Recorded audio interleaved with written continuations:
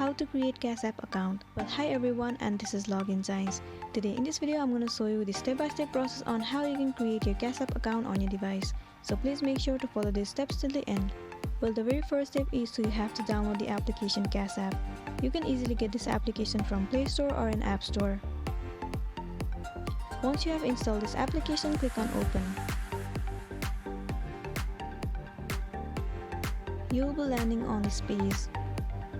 Click on the setting icon at the bottom right corner. As you're looking forward on how to create a CashApp account, click on Create Account.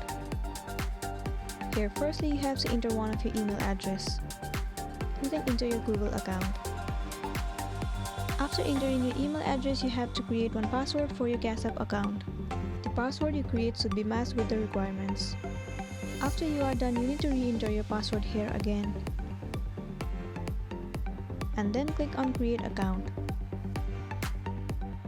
Well, there you go. With this simple process, your account has been created successfully. Well, this is the end of the video, and I really hope you found this video useful. If it does, please make sure to give thumbs up and subscribe to our channel. We'll see you on my next video.